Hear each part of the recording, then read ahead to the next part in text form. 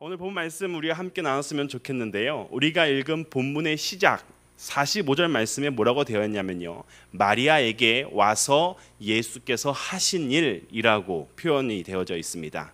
그 일은 본문의 앞쪽에 나와져 있습니다. 예수께서 마리아에게 나와서 하신 일, 그게 무엇일까요? 그건 바로 예수님께서 죽은 나사로를 살리신 사건이 앞에 기록되고 있습니다. 우리가 읽진 않았지만 11장 1절부터 44절까지의 내용을 읽어보면 여러분들이 잘 아시는 것처럼, 아시지요? 예. 죽은 나사로 이야기, 나사로 아세요? 예. 그런 분이 계셨어요. 예. 죽은 나사로 살리는 장면이 나와요. 예수님은 나사로가 죽은 뒤 며칠 후에 나사로를 찾아와서 그를 살리시는 일이 나타납니다. 이 사건을 통해서 오늘 본문의 45절에서와 같이 많은 유대인이 예수님을 어떻게 했다고요? 믿었다고 되어져 있습니다. 그리고 46절을 보시면 그 중에 어떤 자는 바리새인들에게 가서 예수께서 하신 일을 알리니라 라고 기록하고 있습니다. 이것이 오늘 본문 말씀이 시작되어지는 배경입니다. 이러한 배경을 좀 기억하시고 주님께서 주시는 은혜를 함께 나누는 귀한 시간 되시기를 간절히 소망합니다. 여러분, 예수님이 나사로를 살리신 이야기 누가 들어도 놀라운 일이 아니겠습니까? 놀라운 일이죠. 예. 17절에 보면 예수께서 나사로에게 오셨을 때 나사로가 무덤에 들어간 지 나흘이나 되었더라라고 되어져 있습니다. 나흘이라는 시간이 흘렀다는 것은요, 나사로가 완전히 죽었다는 것을 의미하거든요.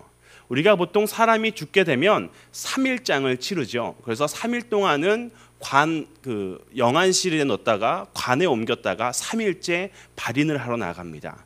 이유가 뭐냐면 이 사람이 완전히 죽었는지 안 죽었는지 확인하는 기간이기도 하다는 겁니다. 나흘이라는 시간이 흘렀다는 것은요, 이제 죽었다는 거예요. 그리고 사람이 죽으면 하루 정도만 지나도, 아니 죽은 지 어떤 경우는 몇 시간만 지나도 점점 썩어져 가는 것 같은 냄새가 나기 시작합니다. 몸이 많이 아프셨던 분일수록 더 빨리 몸이 썩어져 가는 것들을 느낄 수가 있습니다. 즉 나흘이라는 시간이 흘렀다는 것은 나사로가 생물학적으로 완전히 죽었다는 것을, 완전히 죽은 존재임을 확인시켜 준다는 거죠. 그러나 예수님께서 이렇게 완전히 죽음이 확인된 나사로를 살리셨다는 것, 정말 놀라운 일이지 않겠습니까? 병든 사람을 고치는 일, 나면서부터 걷지 못했던 사람을 걷게 만든다거나, 앞이 보이지 않는 사람을 보게 만든다거나, 문둥병에 걸렸던 사람의 그 병을 깨끗하게 치료한다는 사건도 정말로 놀라운데, 죽은 사람을 살린 사건은요, 너무나 놀라운 사건 아니겠습니까? 여러분들은 하도 성경에서 그런 얘기를 많이 들어서 그런지 전혀 놀라시지들은 않으세요. 예. 만약에 누가 죽었다가 갑자기 살아나면 여러분 안 놀라시겠어요? 야, 너도 살아왔구나, 뭐 이러시겠어요? 예. 여러분이 만약에 이 현장에 있었다면, 지금 여기서 우리가 2000년이 지나서 여기서 나사로가 죽었다가 살아났습니다라는 말을 듣는 것이 아니라 2000년 전으로 돌아가서 나사로가 죽은 그 사건을 여러분의 눈으로 목격했다면 여러분 놀랍지 않으시겠어요?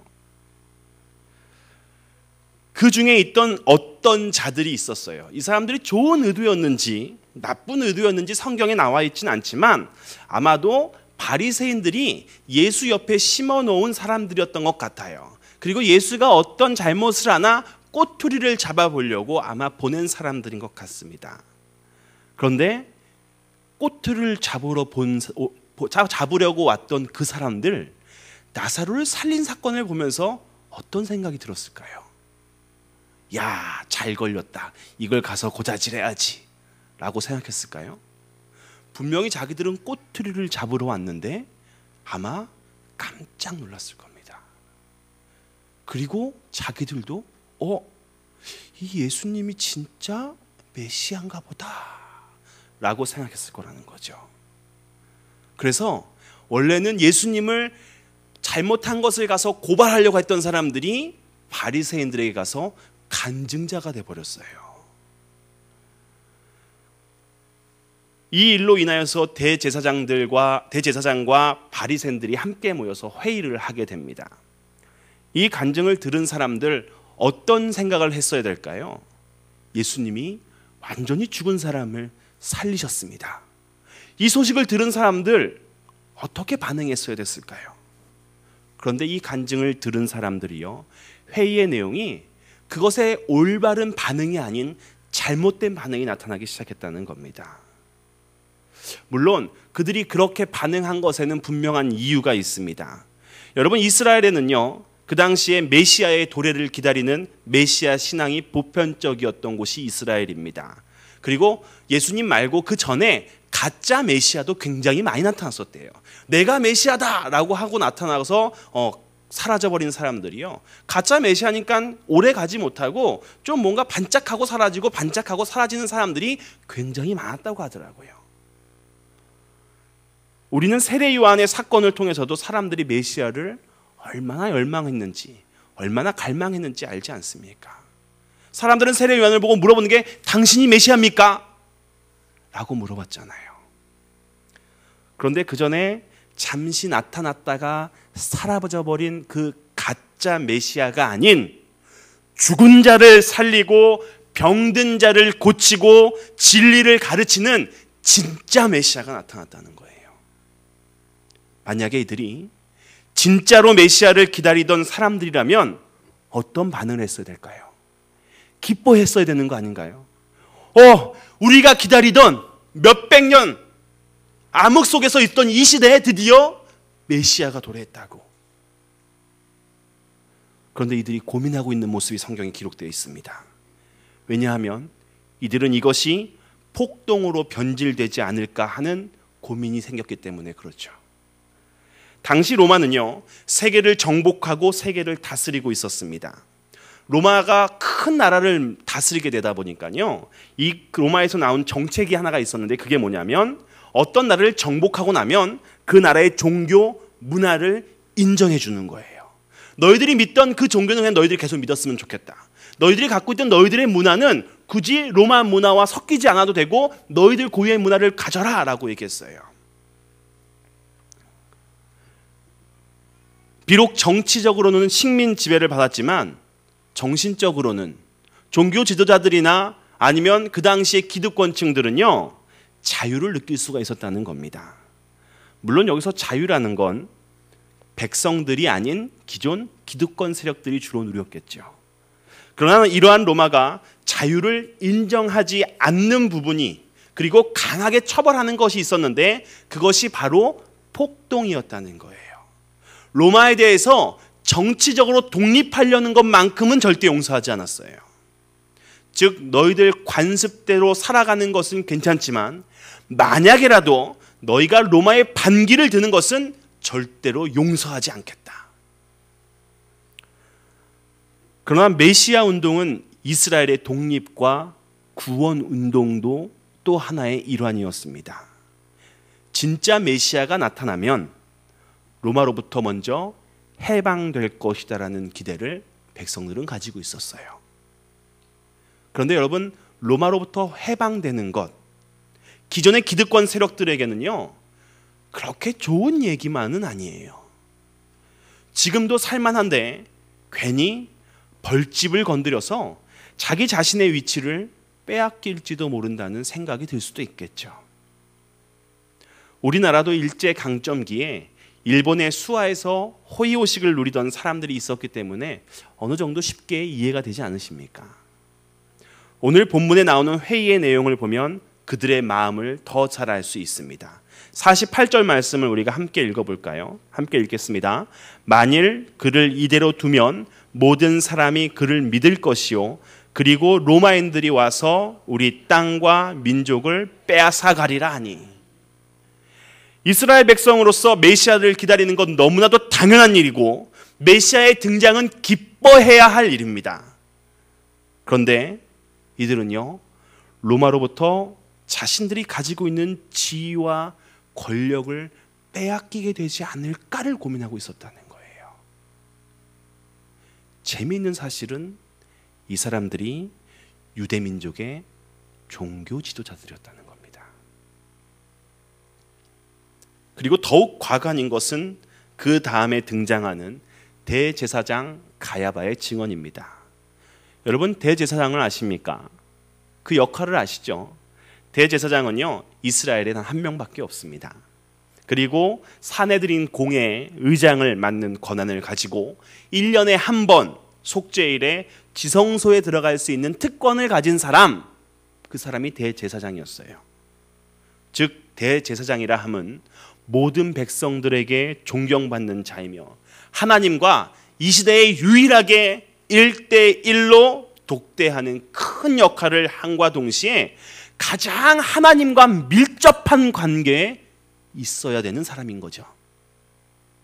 그러한 그가 증언하기를, 한 사람이 백성을 위하여 죽어서 온 민족이 망하지 않게 되는 것이 너희에게 유익할 줄을 생각하지 아니하냐 라고 말하고 있다는 거예요.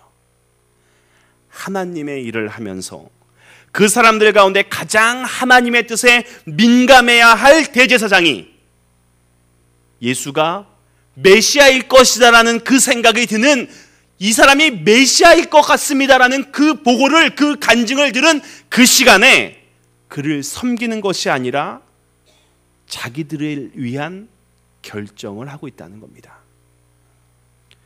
주님께서 그에게 대제사장의 직분을 주셨을 때는 하나님의 뜻을 알고 하나님의 일을 위해 살아가도록 명령하신 것인데, 그의 생각과 그의 결정에는 하나님과는 전혀 관계가 없었어요.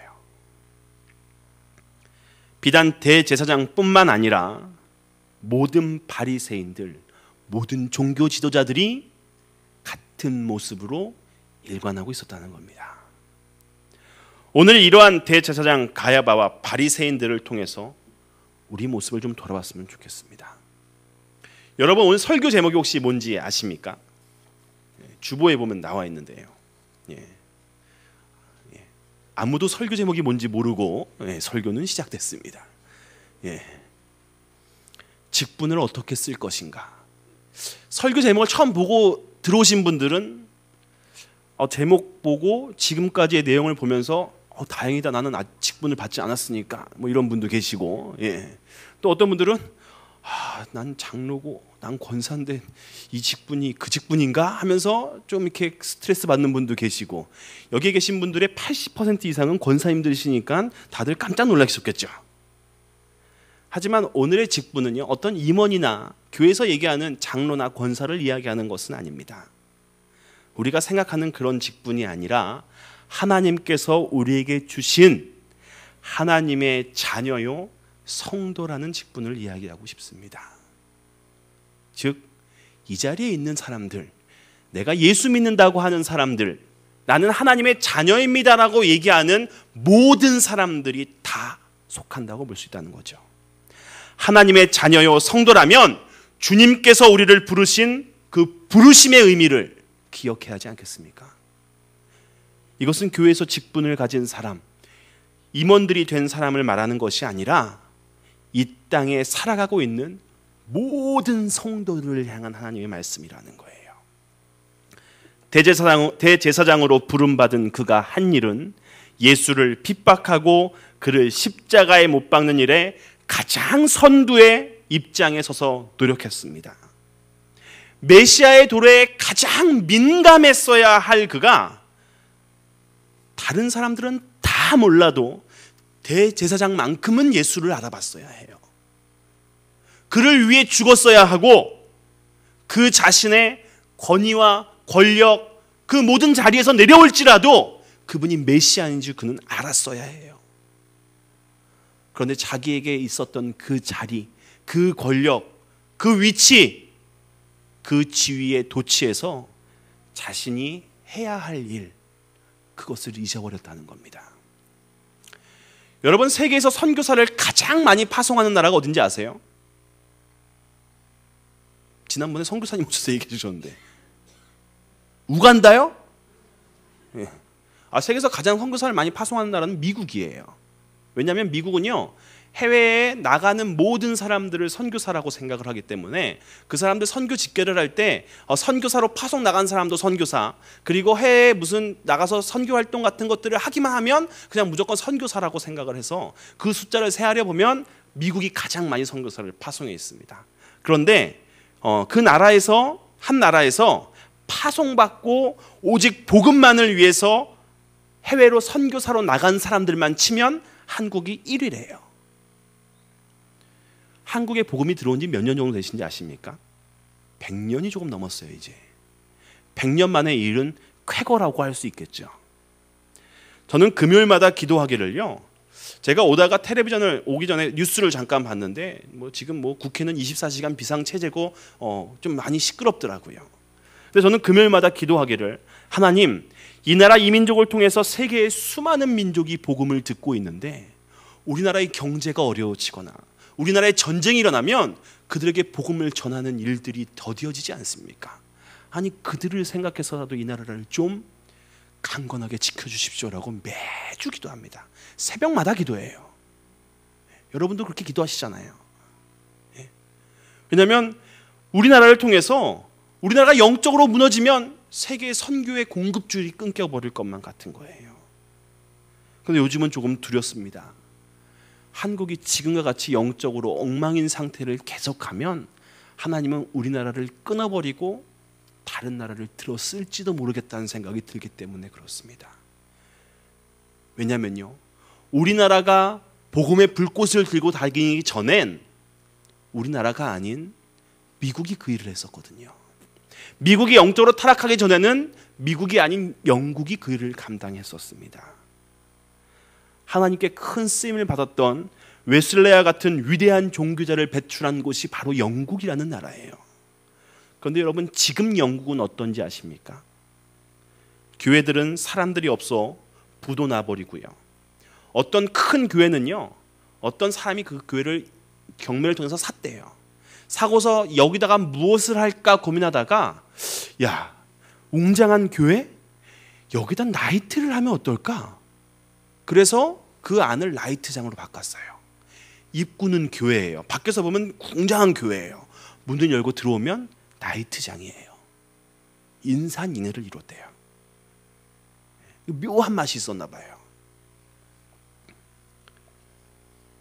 더군다나 또 일반인에게 팔린 건 그나마 괜찮은데 이슬람들이 그 교회들을 사기 시작했어요. 그리고 하나님을 예배드리던 처소인 그 예배당이 지금은 모스크가 되어서 알라를 섬기는 곳이 되었다는 겁니다. 지난 10년 동안 순수 영국인 무슬림 인구가 2배로 증가했대요. 지금이 10만 명이 넘었다고. 10만 명이 아니죠. 지금은 이게 2008년도에 영국 교회가 200만 명이 줄었고 무슬림이 출생하거나 개종한 사람이 50만 명이라 그랬어요. 그런데 2011년 통계를 보면요, 10년 사이에 무슬림 인구가 2배가 돼서 250만 정도를 넘어섰답니다. 지금은 300만도 넘어선 것 같아요. 2030년에는요 한 1860만 정도의 인구가 무슬림이 될 것이라 그러고 영국의 14.4% 정도를 차지할 거라고 합니다. 여러분, 2012년 런던 올림픽이 있었거든요. 런던 올림픽 경기장을 건설하려고 계획을 세울 때 한 2007년인가 2008년도에요. 이 무슬림들이 계획을 하나 세웠어요. 런던 올림픽 경기장 바로 옆에, 런던 올림픽 경기장이 그 당시에 8만 명인가가 수용할 수 있었거든요. 7만 명이 들어가는 모스크를 건설하겠다고 6조 원을 들여서 땅을 사고 건물을 짓겠다고 했어요. 그래서 그 도면도 나왔어요. 그런데 허가가 떨어지지 않아서 다행이라고 해야 할지 모르겠는데 그 건물은 지어지지는 못했어요. 세계 선교의 전초기지였던 영국은 이제 유럽 이슬람 선교의 전초기지가 되어버렸습니다.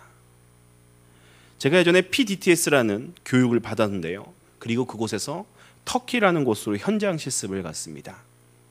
터키라는 곳은 기독교인들이라면 누구나 다 가보고 싶은 곳이고, 제가 알기로는 성광교회, 우리 교회에서도 터키를 다녀온 걸로 알고 있습니다. 터키에 가면 바울이 전도 여행을 통해서 많은 교회들을 세웠고요. 사도행전 이후에 신약성서의 배경이 되는 곳, 그리고 저와 같이 동행한 한 목사님은요, 저랑 같이 가기 전에 2번 터키를 오셨대요. 저랑 왔을 때 3번째 오는 거라고 하더라고요. 첫 번째 왔을 때 너무 은혜로웠고, 2번째 왔을 땐 또 다른 너무 큰 은혜를 받았고, 3번째 와서 마지막 끝나고 하는 말씀이 3번을 왔는데도 너무 은혜가 된다고 하더라고요. 그런데 터키는 99.8%가 이슬람 교도입니다. 그곳에서는 예수 소리는 꺼내보지도 못해요. 제가 아는 선교사님이 터키에서 사역하고 계시는데요, 편지가 왔어요. 선교 편지가 왔는데 받아보니까 한 명을 전도했다고, 귀한 영혼 한 명을 전도했다고 너무 감사하다고 편지를 썼더라고요. 보통 터키는 10년 동안 한 명도 전도 못한다고 생각하거든요. 그런데 간지 1년도 안 돼서 한 명을 전도했어요. 그런데 중요한 건 그 다음에 함께 온 기도 제목인데, 예수를 믿기로 결정하면 터키 신분증에는 종교를 기록하게 되어져 있거든요. 종교를 바꾸면 개신교, 기독교로 종교를 바꾸게 되어져 있어요. 신분증에요. 그래서 그분이 회사에서 실직을 당했대요. 가족들에게 추방을 당했고 사람들이 그를 완전히 따돌리기 시작해서 너무 힘들어한다는 겁니다. 결국 그 형제는 다시 이슬람으로 돌아갔습니다. 우리에겐 성지이며 신약 성서의 배경이 된 그곳이 지금은 이슬람으로 가득 차 있다는 겁니다. 여러분 어떠십니까? 하나님의 자녀로서 또한 성도로서 살아감에 여러분 부족함은 없으십니까? 오늘도 하나님의 음성에 집중하면서 하나님의 뜻에 맞게 살아가려고 하고 있습니까? 언젠가부터 성도라는 말이 잘 안 들리는 것 같습니다. 왜냐하면 예수를 위해 핍박받는 사람들은 줄어들고 예수보다는, 신앙보다는 돈과 지위와 명예와 권력이 더 중요해졌거든요.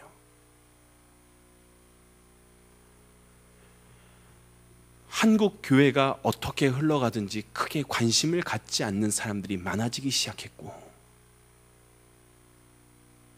하나님께서 우리에게 주신 성도라는 그 직분에 대해서 아무도 감당하지 않으려고 하는 모습이 현 한국 교회의 모습인 것만 같습니다. 우리 자신도 한번 돌아봤으면 좋겠습니다. 혹시 이름만 성도는 아닌지, 그리고 우리가 함께 봤던 가야바 대제사장처럼 혹시 우리가 가진 그 직분을 잘못 사용하고 있는 건 아닌지 우리 자신을 돌아봐야 하지 않을까요? 주님께서 우리에게 직분을 주신 것은 주님의 뜻을 알고 섬기라고 주신 것입니다. 우리가 다른 사람보다 먼저 예수를 믿기 시작한 것은 그 예수를 먼저 알았으니 그 예수의 뜻을 알고 세상에 그 복음을 전하라는 것이겠죠. 이곳에 계신 분들 중에 교회에서 장로로 부름받으신 분, 집사로 부름받으신 분, 권사로 부름받으신 분들, 또 목회자로 부름받으신 분들도 모두 다 우리가 잘났기 때문이 아니라 하나님의 뜻을 알고 은혜를 입어 그 복음을 전하고 예수의 뜻을 알라고 우리에게 주신 것 아니겠습니까? 그런데 그 직분을 가지고 혹시 다른 사람을 정죄하는 도구로 삼지는 않았습니까? 주님께서 우리를 사랑하셔서 오래전 주님의 자녀로 불러주셨는데 오래만 됐지, 그냥 오래 믿기만 했지, 교회만 오래 다녔지 주님과는 무관한 삶을 살고 있는 건 아니냐는 겁니다. 자신을 돌아보고 주님께서 기뻐하시는 주님의 진짜 자녀의 직분자로 살아가는 성도님들 되시기를 주님의 이름으로 축복합니다. 우리에게 주님께서 하나님의 자녀라는 직분을 주셨습니다. 우리에게 예수 그리스도를 아는 은혜를 허락하셨습니다. 이제는 그 주신 것, 그것 가지고 세상 가운데 또한 우리의 처한 우리의 삶 가운데 나아가서 내가 그리스도인임을 당당하게 밝혔으면 좋겠습니다. 제가 15년 만에 고등학교 동창하고 연락이 돼서요, 그 친구가 저를 찾았더라고요. 힘들게 막 찾아서 꿈에 제가 나타나서 막 찾았대요. 그랬더니 한 친구가 목사가 된다고 했던 얘기를 들은 것 같다 해서 뭐 인터넷 검색을 해서 막 해서 어떻게 하다 보니까 저를 찾게 됐어요. 찾고 제가 이제 그 동기들 모임에 저를 초청해서 인터넷 동기들 모임에 들어갔습니다. 들어갔더니 이제 다들 목사가 됐다니까 다들 되게 놀라해 하더라고요. 왜 놀랐는지는 잘 모르겠습니다. 예. 그러더니 저희는 실업계 고등학교를 나와서 대학을 간 친구들이 별로 없거든요. 제가 대학원을 나왔다는 사실 자체로 무슨 용산 공고의 영광이니 막 이런 얘기 쓰더라고요. 예. 근데 그 친구가 어떤 글을 하나 달았어요. 광고가 목사가 됐구나, 축하한다. 만나서 술 한잔 해야지. 그랬더니 밑에 친구가 목사도 술 마시나? 그 밑에 친구가 안 마실걸? 뭐 자기들끼리 얘기를 하더라고요. 그래서 댓글을 달아야 되나 말아야 되나 고민하다가 간혹 마시는 목사도 있는데 나는 마시지 않아. 가서 같이 있어줄 수 있는데 밥이나 한 끼 먹자. 그랬더니 밑에 댓글이 아무것도 안 달리더라고요. 예. 그 친구들은 매번 만날 때마다 새벽 3시, 4시까지 술을 마신대요. 그런데 그 자리에 술 안 마시는 제가 가면 분위기만 깨지지 않을까라고 생각이 들더라고요. 그런데 저기에 그 자리에요, 제가 그 친구들하고 친해지겠다고 아무 대답도 하지 않으면 저는 난 대답하지 않은 것뿐이지 아니라고 하지 않았어가 아니라 그 말에 동조하는 겁니다. 그럴 때는요, 나는 그리스도인이기 때문에 술을 마시지 않아라고 얘기해야 되는 겁니다. 세상 사람들 여러분에게 당신 크리스찬입니까? 라고 물어보면 네, 나는 크리스찬입니다. 나는 예수를 섬기는 사람인데라고 그 사람들이 물어보기 전에 얘기할 수 있는 그런 사람들이 되어야 되는 겁니다. 하나님이 주신 직분이 부끄럽습니까? 영광스럽고 존귀한 직분이라고 생각한다면 세상에 나가서 선포하십시오.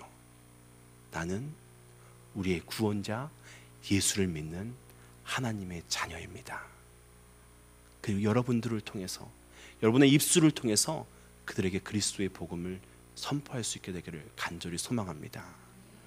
어제부터 기도하기 시작했어요. 그 친구가 수유리에 산대요. 그래서 그 친구가 예수를 믿게 해달라고, 그리고 하나님께서 꿈에 나를 나타나게 하셨으니까 내가 해야 할 일은 그 친구에게 복음을 전하는 일밖에 없는 것 같습니다. 여러분들도 여러분 주변에 하나님께서 여러분께서 주신 직분을 가지고 그들에게 복음을 전하시는 귀한 주의 자녀 되시기를 주님의 이름으로 축복합니다. 우리 이 시간에 함께 우리 자신을 돌아보며 기도하며 나아가기 원합니다. 주님, 나를 부르신 그 부르심을 기억하게 하시고 늘 주님의 뜻과 마음에 합당한 주의 자녀로 살아가며 주를 증거하는 삶을 살게 힘과 능력 주시기를 위해 기도하고 결단하며 나아갔으면 좋겠습니다. 우리 이 시간에 한 목소리로 우리 소리내서 함께 기도하기 원합니다. 사랑이 많으신 하나님, 우리들로 하여금 주의 전으로 우리를 부르셨고 하나님의 자녀로 부르셨는데